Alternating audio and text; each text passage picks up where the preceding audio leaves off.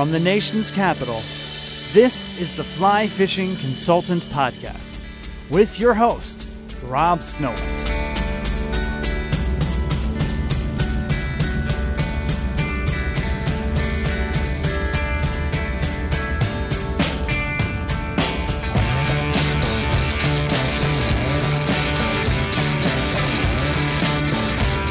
My name is Rob Snowhite, and this is my Fly Fishing Consultant Podcast, episode 255. This is a recap of my brief road trip to Erie, Pennsylvania to fly fish the Erie Tribs on the Pennsylvania side of Steelhead Alley. For images and videos from this road trip, please visit my blog.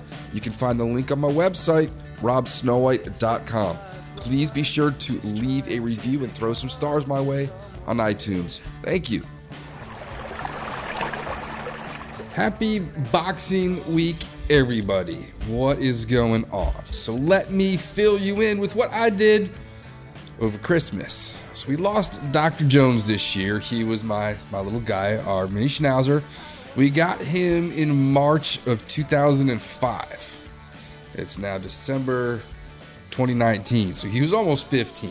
So the plan was about 4 months ago that I would stay here with Dr. Jones over the holidays instead of driving him to Columbus to be with the in-laws for a week, where he wasn't very comfortable over July 4th because there's no carpet and he doesn't like hardwood or tiles. I should say past tense.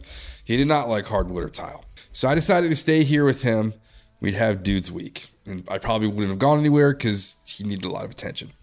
So he's gone. So what am I going to do with a free week with no wife and no kids around and potentially warm weather and just free time, right? So I decided I'm going to go check out Lake Erie, Pennsylvania, Steelhead. Been reading about it for a long time. Been seeing it on social media since social media was created. And even used to hear about it at Trout Unlimited meetings back in the day. Tom, who works at the Orvis store in Arlington, he used to talk about it back in the day at Northern Virginia Trout Unlimited. So I didn't really do a whole lot of research other than talking to other people. I didn't do a whole lot of research. I talked to TPFR Ethan, bumped into him at Gravely not too long ago, and then at District Angling. And that night, Ivan mentioned some steelhead and Erie to me, and been talking to Ethan, and then chatted some other people up, and they're like, yeah, man, here's some spots. Why don't you go check it out? So I cross-referenced Google Maps, or Google Earth, to some of the online maps you can find for Lake Erie fly fishing tribs, and then cross-referenced to the weather. The big deal breaker for me would have been if it was going to be below freezing. These are freestone waters, so they will ice over completely in wintertime. I'm used to fishing the Salmon River in New York, which is a tailwater, which will flow relatively free unless it's extremely cold, and then you can get some ice in there. It's not fun when it slushes up. But the Erie Tribs can freeze solid. We learned that with the Dan Priabonic podcast from Chagrin River Outfitters. So I packed up the car a day or two before Christmas Eve, and that included 6-weight switch rod, swapped out some Skagit heads, 8 weights, and the same flies I would take to New York. Crystal meth, sucker spawn, pheasant tails, stonefly, jumbo johns, worms, buggers, various intruders, and whatever else I just happen to have in my car because I'm using my guiding bag. So dropper flies, wormies, HNICs, some eggs, damsels, Cree bugs, my normal repertoire. It's about a 6-hour drive. So the plan was Monday morning, drop the ladies off at National Airport. Those of you not from DC know it as Reagan Airport. And then come back here, switch cars, and my car would be all packed, and I would head straight up there and get there around dark. And it was a fairly easy drive. I can't complain. It was super easy going out of DC, and then I got up to Breezewood, which to me is just a weird little town. And then I'm pretty sure I passed through Andrea Larco's neighborhood when I drove through Indiana. Then I saw Yellow Creek sign, and I knew she fishes there. So I knew I was there, and I messaged her, and she confirmed. I drove through her neighborhood-ish area. Get into Erie around 5:30-ish. Stop in at Fish USA to pick up a tippet spool because I swapped gear jackets, and my tippet was in my Gore-Tex raincoat. Head over to Walmart, go inside to get some provisions, come back out, decide I'm going to go to bed early. So I get in the sleeping bag on my bed built into the Xterra and put some earplugs in and a buff over my eyes because it's Christmas Eve and it is insanely busy. It was hard to find a parking spot just to sleep in the parking lot. So I go to sleep and it gets pretty cold around 3 a.m. Turns out weather actually got below freezing. So I wake up and I got to defrost inside of the windows because they're all frozen now. And that was one of the main reasons I don't like driving and camping below freezing is because then you can't see out your windows most of the next day because of all the water droplets have dried up. So I gear up and I head down to Elk Creek. My plan is to fish my way from Elk Creek. So my plan is I'm going to drive from Elk and just go right towards New York and fish the popular streams that I've been hearing about for all these years. So I string up, and the first place I get to, I can't really find parking or access. And I noticed the water is running high and it's kind of cloudy. It's got that glacial silt look to it. And I can't figure out a place to fish out here.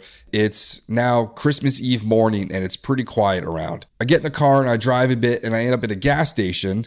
So I stop in there and get myself a morning Coke, ask for directions. I'm not a coffee person. I've always appreciated an ice cold Coca-Cola in the morning. In fact, I'm going to go grab myself a Coke right now. So I get there and we're at the gas station and there's people coming and going and waiters and there's all sorts of old hunting gear. There's this, it just keeps going back and back and back. There's hunting and fishing and trapping and all sorts of things in there. Old fly tying equipment. And I look around a bit and I'm like, all right, sure y'all hear this every day, but is there somewhere you would suggest somebody going fishing around here? She says, well, to fish Elk Creek. And then I realized the word creek is pronounced crick up there. If you're going up there for the first time and you don't know this, there's something you just learned, like I did. So I get some directions to a public parking spot and I head out there. I get out of the parking lot, maybe 3 or 4 minute drive. Load up the backpack. I grab a can of chicken soup I bought at Walmart. I got my stove. I got a spoon. I got my little pan. I'm going to go upstream and I am going to heat up a pot of soup while I get my rod strung up. It's a new Skagit head. I got to tie new leaders on. So as I'm walking upstream, I notice it's got some nice bends and tail outs and heads of runs and riffles and what looks deep. And there's some wide, skinny spots. There's a lot of chunks of ice along the edge. There's a well-beaten path. So I walk up maybe 10 minutes or so and I find a nice little beach below a riffle and above another one. So I've got the head and the tail of a pool in one small section. There's a wall on the far side. There should be a deep hole along there where it's been eroded out. And I can swing flies through that deep water, bottom bounce some nymphs, see if I can drag up a fish from the bucket of this hole. And as I'm heating up my soup and eating it and tying on my leaders, I'm watching a guy downstream spin fishing. He's not getting anything. I got the place to myself. It's fantastic. It's Christmas Eve. I start losing flies really quickly. And I'm going up and down this hole and I'm switching out everything. And for some reason, I'm just losing more flies here than I find acceptable. And after about an hour of this, I noticed that the sun's come up a little bit more. And you can see that that hole's not really as deep as I thought it was. And that it's fairly shallow with some weird drop-offs in it. And the one thing I've learned about the geology up there is it's basically like pancakes stacked on top of each other and just pieces of road. And it just looks like little itty bitty staircases everywhere. So there are 90-degree angles about every 5 millimeters or so in this water in every direction. It looks like a topographic map close up. Lots of little pieces. I decided to bag it. I'm going to go downstream. And instead of swinging flies, which I've been losing all morning, I'm going to put on a bacon fly and lob out there and swing and pop it through some of these holes and along some deep spots on shore. There's a group of about 6 guys now downstream from me up on the ledge looking down using a float with what I'm assuming is probably egg sacs below it. They're not hooking anything. It's fairly chilly. And I forgot to mention that beach where I was set up earlier was all kind of like a black fine sand, almost like you would have at a lava beach, maybe in Hawaii or something, volcanic-like. It's very fine, gritty gravel sand. Got into everything. It looks like that black stuff when you're on AstroTurf now and you kick it up, the black crumblies that come up, that's what it looked like. Now I'm downriver and I'm standing in the water and I'm getting hit by these big 2-inch chunks of ice, and there's more broken off, odd-shaped rocks. And the water looks like it should be holding fish, and I'm not getting anything. So I move downstream and hang out with some other anglers, and someone downstream from us hooks a steelhead, lands it, puts it on a stringer. They're using bait, I'm assuming. I decide to call it here. Now it's maybe 1 o'clock, and I've been fishing since 9. So I decide I'm going to go check out Walnut Creek, because if Walnut is no good, then I'll come back to Elk on Christmas Day, which my plan is everyone's going to be opening presents and drinking on Christmas morning. No one's going to be out fishing because the only people that go out are someone like me who does not celebrate Christmas. And I know it's hard for some people to understand, but Christmas to us is just another day. It's unfortunately a day where just about everything is closed and you can't really get anything done except to go out for Chinese food and to the movies. And people are always amazed when you say, no, I just want to go fishing on Christmas. And they're like, but what about your family? I'm like, my family wants to do their own thing. It's not a special day for us. Tom and I used to fish every Christmas back in the day because he too was Jewish. And we would go off on Super Bowl Sunday, New Year's Day, and Christmas Day to go fishing because those were the quiet days on the trout streams out here. So let me get back to, I'm driving over to Walnut, and I've got a spot I was given. And I pull in, and there's about 4 or 5 cars. And I see people all set up, lined up in a row in this one spot. I'm like, all right, these are probably just typical, I don't know, lazy steelhead anglers that just don't want to walk far from the parking lot. So I go down and I fish below them. At this point, I think I've got on a chartreuse bugger. If you follow me on Instagram, it was the sight casting bugger we were going to use below 4 Mile Run a couple weeks ago, but the wind blew most of the water out and not the ideal water I want to be guiding on if I'm going to teach someone how to fish a spot. 4th or 5th cast in, a fish comes out from underneath one of these eroded cut shells, grabs the fly, and I miss the hook set because I'm using an 11-foot rod in maybe a 4 or 5 foot wide, foot deep creek now. The water's a lot skinnier and it's crystal clear. So I missed the hook set, and I decided I'm going to go up above these guys, go for a walk, get away from everybody. And people are standing a foot off a shore, dragging flies and lures and bait through holes that just didn't look very sporting to me. So I decided I'm going to hike up, and I just keep following footprints in the snow as I go uphill. And I get to a big tree snag in the water, and I try to step around it, and 2 huge fish, steelhead size looking fish, dart out, swim upstream, never saw them again. I continued to walk upstream and fish holes for another 15 to 20 minutes. It was in the trees. It was getting no sunlight. It was pretty cold in there. That snow was not melting. And I fished every kind of run, deep pocket. It appeared there were no fish and no one else up there. And I took that as a clue. So I went back down to fish the parking lot stretch again with all the other people, and found a spot to myself, and finally was able to see below a shelf.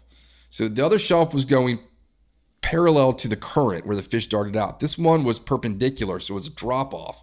And right below that lip were about 5 or 6 big fish that I assumed to be browns and steelhead just based on the size. And I swung everything at them. Purple squiggly wormies, sucker spawn, eggs, taz, large eggs, small eggs. I noticed there's brown trout eggs spilled all over the beaches and parking lot around there. So there's probably some eggs in the water too. Nothing. There's also a weird thing. There were carnations littered all over the place. Don't know why. So as soon as my hands start getting cold, it's about 3:30 now. I figure these fish, I've thrown pretty much everything at them. They're not even going to bite out of aggression. I don't know what their deal is. So my plan now is this water's clear. I know there's fish there. I can see them. And hopefully all these people here are going to be asleep in the morning and not out here. So my plan is I'm going to go back to Walmart parking lot, get some food, hang out, rehydrate, put some Gatorade in me, and check out some maps and some other online things about the water levels and locations, and cross-reference the maps to the Google Maps and find some other spots in that area to fish tomorrow. But the plan is I'm going to be there first thing. I ended up going back, getting some provisions. I'm a big fan of the purple Gatorade, and the night before at Walmart, I had accidentally purchased low calorie. So I had to go back and get regular. And there is a woman from Ukraine. We started a conversation because I recognized her accent. It was like from the motherland. And she was from Crimea, so we were discussing some politics. And then she said, "What are you doing?" And I was like, "Oh, I'm just getting some stuff to go fishing tomorrow." She's like, "What about family?" And I'm like, "Lady, we're Jews. We left that area a long time ago because we're Jews. That's why we're in America. We don't do Christmas." And she's like, "But family." I'm like, "Lady, my family's having a great time in Columbus without me." And I'm like, another person that I got to explain. Christmas to some people just is another day. It's a day to go fishing. So I go back, I don't know what I watched, probably Mandalorian. And I got a really good long 12 plus hours of sleep in that car. I woke up early. It's freezing cold. Everything was frozen again. I had to defrost the contact lenses. Get the car going. Takes a while to warm up in Xterra. Defrost the windows and head up to Walnut Creek. It's about a 5-minute drive. And I get to the parking lot, and lo and behold, there's about 6 cars there, and it's bumper to bumper. There are people all over the place. So what I do is I go below them. I want to go to the spot where I was fishing over that ledge the night before. Christmas Eve wasn't happening. People were already there. And I see there's a guy with a giant water tank on the back of his pickup truck, and he's getting a bucket of water from the water. So I ask what he's sampling. He says, "I'm not sampling water. I am taking brown trout to put in my backyard pond." He says, "Anybody who's catching brown trout, they're just giving them to me." And you can pretty much follow a trail of eggs all the way from the creek to his car, because these things were spitting eggs the whole way. And he was there. I probably was there for an hour and a half, and the guy was there the whole time. Probably got 3 or 4 fish. So as I'm fishing, I'm starting to notice there's more fish in this specific spot than anywhere else on the creek I was yesterday, which is next to a parking lot. And I'm starting to talk to people around, and it seems like these are not migratory steelhead that swam up river. These are parking lot dumped, stocked fish to entertain people that want to walk a short distance and catch a fish. These fish are all holed up in these little pools together, probably scared to death. It just didn't seem sporting to me, lined up shoulder to shoulder with people. More people were showing up, so I guess other people had plans to fish on Christmas morning when other people would be out. At this point, I started going from bottom bouncing to using an indicator. And I'm not a big indicator guy for trout unless it's a dry fly indicator. And especially if I'm fishing for steelhead, I like to swing, not drift a bobber. So this is starting to lose its appeal that it's parking lot stocked fish with a bunch of people, and I thought I'd have solitude. The water's much more clear and you can see things. I may have gotten one nibble, but to me, this is not what I drove 6 hours to do. It's not fun. There are people on 1-inch deep gravel bars, fully decked out with complete fly fishing gear, and they're casting the hatchery fish. Now, granted, the steelhead are hatchery, but different lifestyle. These things have been out and got a little tougher and came back. So I'm going to drive downstream now, and I'm going to go see if I can find some more fish in the map locations I'd saved the night before. So I get to one spot, and I park, and it's a public access, and I hike in, and I'm like, great, there should be fish all over this. Big, deep holes, nothing. So I ended up walking a good 25 to 30 minutes downstream on Walnut. The water was as clear as tap water. You could see if anything was in a hole. I discovered there was not a single fish except one minnow that I found this entire stretch. So the fish upstream, were they steelhead that swam through here and brown trout that came up from the lake? Because it doesn't look like anything has gotten stuck in any of these pools between the mouth of the creek and that specific spot I was fishing. And I keep walking and walking and eventually call it after maybe 40 minutes, realizing that there is no other fish in this river that I know of except those parking lot stockies. So I'm either thinking that Lake Erie steelheading is a sham. I've been fooled this whole time. There's only parking lot stocked fish. The water's so low, nothing's come through in a super long time. Or maybe I missed everything. I don't know. Or maybe there was a die-off. Something. Gotta figure out a reason why there's no fish in here. As an analytical angler, these are what you do. So I decide I'm going to head to the mouth. I'm working my way downstream, trying to find the answer to this mystery. I'm going to check some more spots. Ended up on a trail talking to a woman, and she's like, go to the mouth. You'll see lots of people down there. They might be able to give you a spot to fish. So I get back in the car, and now I've been walking for about an hour and a half.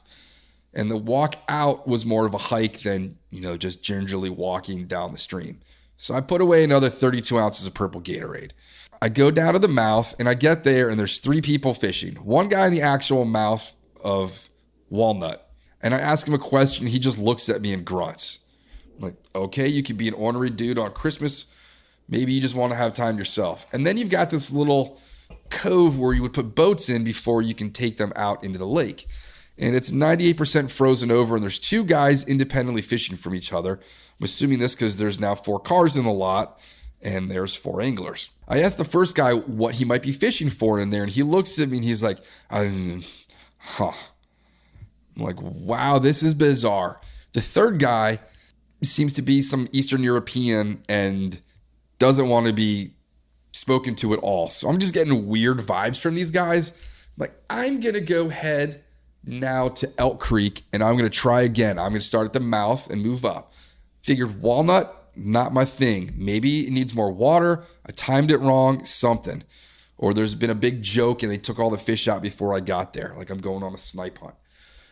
So I drive down to Elk Creek, and it's really cool driving down there between the streams. It's all orchards and farms and vineyards and farm stands and little mom and pop restaurant and bars. There was one fly shop that was closed down.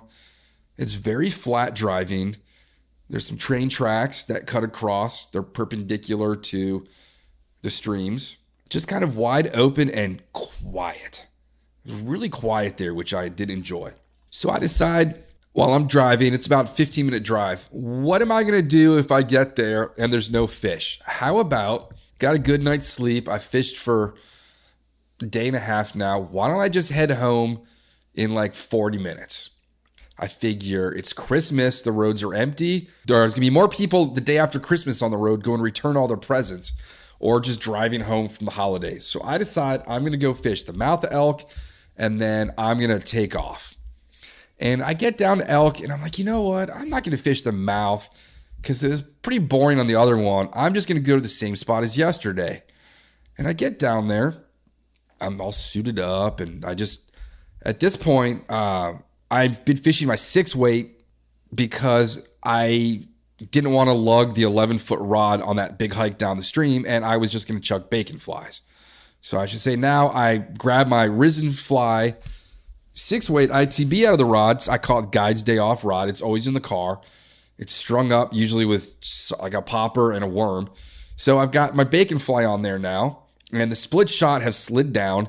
There are tag ends on every leader connection and where the fly is tied on with the 2 split shot. And I get down there and I'm fishing, and the water is a little more clear but cold. So it was below freezing each night, never really warmed up enough during the day, but the ice chunks were gone. And I start walking upstream as I'm fishing, and there's one guy out there spin fishing. I ask if he minds if I'm encroaching. He says it's fine. We start talking a bit, and he points to a tree, and he says, hey, under that tree right there, there's going to be a drop off, and there's going to be a stacked up, but they're going to be really cold. And I start talking to this guy, and I'm like, all right, he seems to be a little bit more informed than anybody that was willing to talk on the river the last 2 days. So we start talking. Turns out he lives 3 miles from there. He ties the flies for the gas station, and he knows this water like the back of his hand in this hole. So we're talking, And I'm like, I need to get you on the podcast. Like, let's record sometime. And while we're talking, I'm now just in conversation, and I am just swinging the bacon fly through, taking a little half step upstream after each couple of casts. And then the line stops, and I feel a little boop, boop, boop. And then I set the hook, and the fish takes off. I'm in with Steelhead on Christmas. This is the one reason I came up here. And I am pretty excited. He's like, yep, you got yourself a Steelhead out of there. It was big and it was heavy, and I've never hooked a Steelhead on a 9'6" weight before. So this was a little bit of a challenge with a small old reel on it. And I tightened down the drag as the fish started pulling out line. And about the third run it made, I finally got it in close enough where it came up to the surface, and I got to see the colors on it. This fish had a crimson band down the side to it with a small kype and this olive back and just this ruby red operculum cheek to it. And I started shouting, this is the prettiest steelhead I've ever caught. It runs a couple more times and I get it in, and I'm definitely undergunned, but I've got 2X tippet on.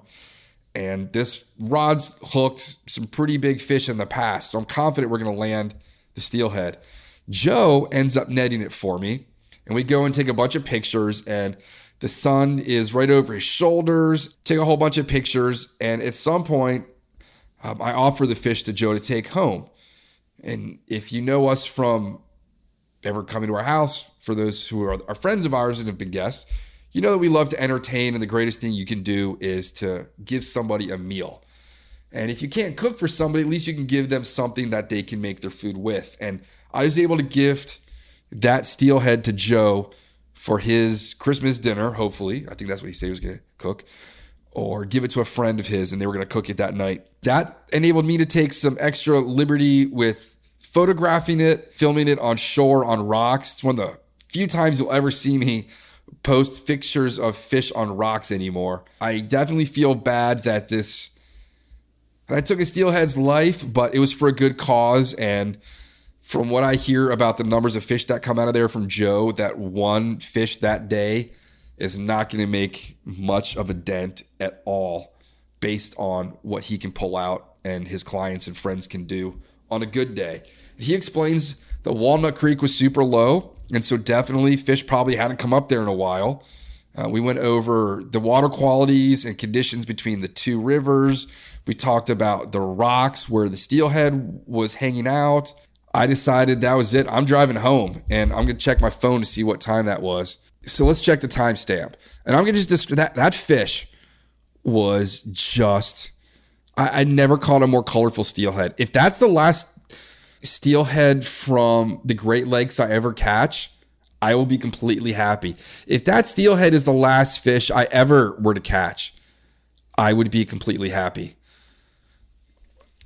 So the timestamp is Wednesday, Christmas Day at 1:13 p.m. And my gosh, I've never caught a prettier steelhead. Huge white mouth on it, speckled olive back, no spots from the lateral line below. It's one of those things you'll notice about steelhead. They don't have spots below the lateral line where rainbow trout do. So I ended up saying goodbye to Joe and thanking him for taking my picture. We exchanged handshakes. He walked off with the fish. I went back to my car, got it, and took off. It was a 5.5 hour estimated drive from Elk Creek to Fairfax. I can tell you that I did not see one single police officer in that entire time between Pennsylvania and DC on a median or a speed trap. I saw 2 cops in Maryland, lights on, going up to 70. That was it. There were no police officers. There was no traffic. I'm going to tell you, I am breaking up with Sheets. My Christmas Eve meal was awful. The bread was super thick and spongy. They didn't put any ketchup on my cheesesteak or get the proper type of bread on Christmas Day. So that's 3 dodgy sandwiches in a row from them. Sheets are breaking up with you with sandwiches. And I am back here in Virginia. It's been in the 50s. I'm waiting for a sofa to get delivered. We're going to put a couch in our kitchen. These people just like to hang out while we're cooking and entertaining. So in addition to the bar stools here and the armchairs, we're now going to have a 3-seater sofa bed. So it's warm, and I am going to be tying flies, getting ready for the Virginia Fly Fishing and Wine Festival. That was an awesome trip. I can't believe that I got a Christmas steelhead. I was gone for 2.5 days almost, and it was like I was never gone. I thoroughly enjoyed my trip to Lake Erie. Didn't think I'd be getting there anytime soon. So I can tell you that there's not as much public access as there are on the Ohio or New York tribs and the Salmon River, New York.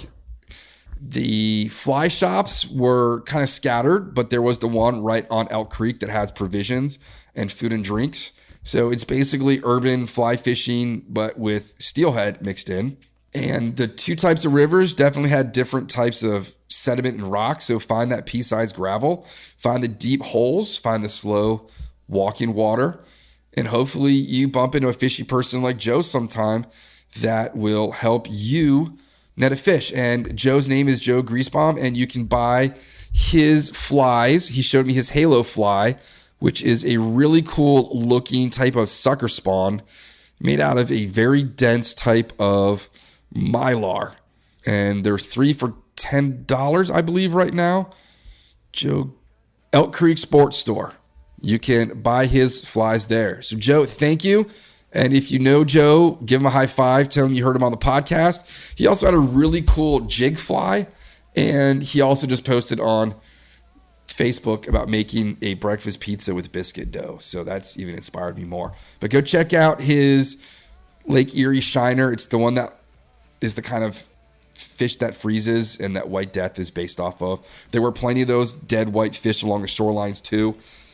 I'm just trying to give you as much information as I can remember.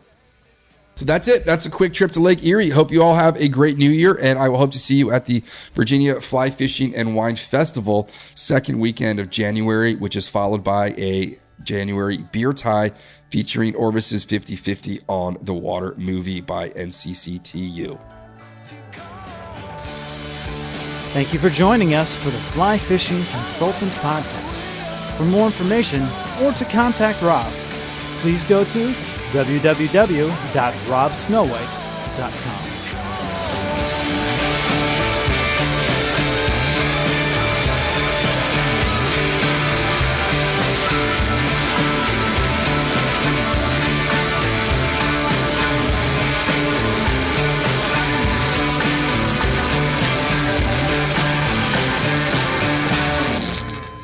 This podcast is brought to you by Freestone Productions at freestoneproductions.com.